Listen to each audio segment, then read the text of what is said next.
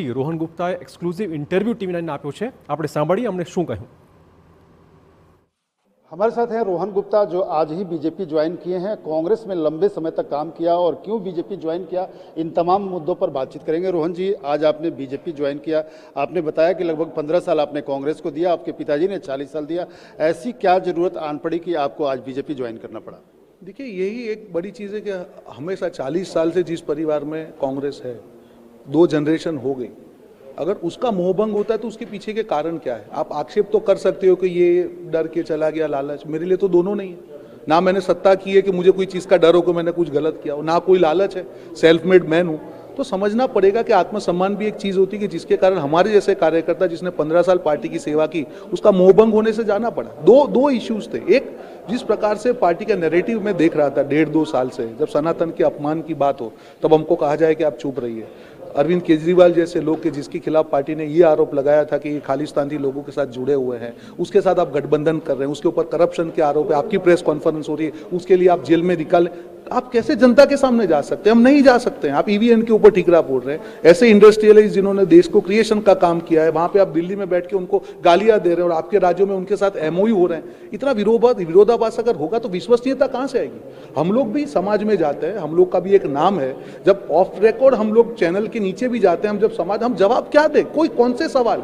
हर मुद्दे पे कांग्रेस का जो नैरेटिव लेफ्टिस्ट तरीके से चला गया, एक सेंटर होता था कांग्रेस पार्टी का, एक बैलेंस होता था। वो बैलेंस पूरी तरीके से जब से जो भाई साहब है जिनके नाम में राम है, जो कम्युनिकेशन के इंचार्ज बने, तब से जो उन्होंने संभाला, पूरी तरीके से कांग्रेस पार्टी के नैरेटिव को लेफ्टिस्ट कर दिया। जो जनता की आवाज थी, हम लोग जब जनता में जाते, जो फीडबैक भी हम देते थे, उसको भी कंप्लीटली इग्नोर किया।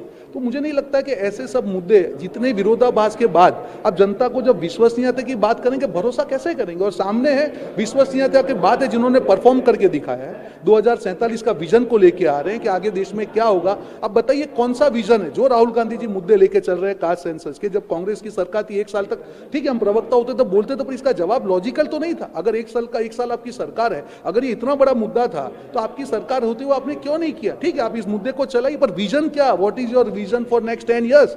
लोगों को आपके विजन पे वोट देना है। पिछले लोगों ने क्या गलत किया उससे आपको जनता वोट नहीं देगी। उनके भविष्य के लिए आपकी क्या योजना है? कहीं ना कहीं policy paralysis because of this kind of people, जिनका लेफ्टिस्ट माइंडसेट था, पूरी तरीके से कांग्रेस पार्टी की नैरेटिव को इन्होंने खत्म कर दिया। और कहीं ना कहीं वही लगा कि अब जब स्वाभिमान की बात करो, और मैं एक व्यक्तिगत प्रॉब्लम से भी गुजरा एक नेता का, तब मुझे लगा कि 15 साल की जो हार्डवर्क मैंने दिया है, अगर आज मेरे पे भरोसा नहीं है तो इस घर पे मैं नहीं रह सकता हूँ। आपको लगता है कि राहुल गांधी के इर्द गिर्द वाम दलों से, सोच से प्रभावित लोगों का पूरा वर्चस्व है? वैसे में एक पारंपरिक कांग्रेसी को अब दिक्कत होने लगी है आपकी तरह जो लोग हैं? देखिए बिल्कुल, देखिए बाकी सब लोगों के लिए मैं नहीं बोलूँगा। जिस व्यक्ति का मेरे से खराब एक्सपीरियंस है मैं उसी की बात करूँगा। 15 साल पार्टी ने दिया है मुझे, मैं उसके लिए खराब बोलूँगा तो मेरे लिए वो मेरा कल्चर नहीं है, ना मेरे संस्कार है। वो गलत चीज़ हो जाएगी कि मैं ये बोलूँ कि ये नहीं, बिल्कुल नहीं। पर पार्टी इतनी बड़ी होने के बाद एक ऐसे व्यक्ति को आप संचार का वो भाव दे रहे हैं जो आदमी ने कभी भी ग्रास रूट की बात सुनी नहीं। हम प्रवक्ता हैं, हम नीचे जाते हैं, हम हमारा फीडबैक देते हैं। तो क्या आपको नहीं लगता है कि उस फीडबैक के ऊपर पॉलिसी बननी चाहिए? आप पार्टी के जो शीर्ष नेतृत्व है, जो आपकी बात पे भरोसा करते हैं, आपकी जिम्मेदारी है कि उनको ऐसे इस प्रकार के सजेशन दिया जाए कि जनता के जो मुद्दे हैं उसको टच करें। आप इमोशनली जीरो हो गए, आप सनातन के विरोध की बात कर रहे हैं, आप राम जी के उसमें नहीं जा रहे हैं, आप केजरीवाल के साथ आप जुड़ रहे हैं। क्या मैसेज क्या दे रहे हैं आप? जनता को जो मैसेज देना चाहिए नैरेटिव, और इतना ज्यादा विरोधाभास हो गया कांग्रेस की पॉलिसी में। जो विश्वसनीयता की बात है वो खत्म हो गई। और जब जिस दिन विश्वसनीयता ही खत्म हो जाएगी, आप चांद तारे भी प्रॉमिस करेगी, जनता वादा नहीं करेगी। और उसके सामने जो देखिए मैंने 20 दिन लिए ये डिसीजन लेने के लिए, मेरे लिए इजी नहीं था, वो मैं आपको बता रहा हूँ। पर जब लगा कि नहीं, आत्मसम्मान को ठेस पहुंची और फिर भी आगे काम करना है, जब पार्टी ने मौका दिया, भारतीय जनता पार्टी में आज जुड़े हैं, उनका जो विजन है, एटलीस्ट वो विजन है कि 2047 में हम क्या करना चाह रहे हैं। जनता की एस्पिरेशन से, यूथ की एस्पिरेशन से, हमको देश को इस प्रकार से देखना है, तीसरे नंबर पे देखना है। तो विजन में कंट्रीब्यूट करने का मौका मिला है, वो कंट्रीब्यूशन दूंगा। आप पे ये भी आरोप लगाया कि आपने बीजेपी से साठगांठ कर लिया, अंडर हैंड पैक्ट रखा, इसलिए कांग्रेस को नुकसान हो रहा था। देखिए एक चीज़ मुझे बताइए, मैं 15 साल से अलग अलग पद पे मैंने पार्टी में काम किया। 2017 तक गुजरात कांग्रेस सोशल मीडिया एक बहुत बड़ा कैंपेन था, विकास पागल वो मैंने कैंपेन किया। उसके बाद 2019 में मुझे 2018 में नेशनल कोऑर्डिनेटर बनाया गया, 2018 में राजस्थान के चुनाव में जीत दिलवाई।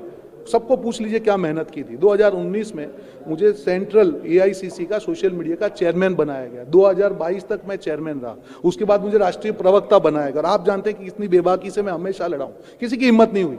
इतनी परेशानी अंदर होने के बावजूद भी मैंने मेरे मुंह पे कभी ये चीज नहीं आने दी कि मेरे साथ ये हो रहा है। 2022 के बाद में जब से ये व्यक्ति जिनके नाम में राम है, भारत जोड़ो यात्रा हुई, पूरी तरह से मुझे इग्नोर किया गया।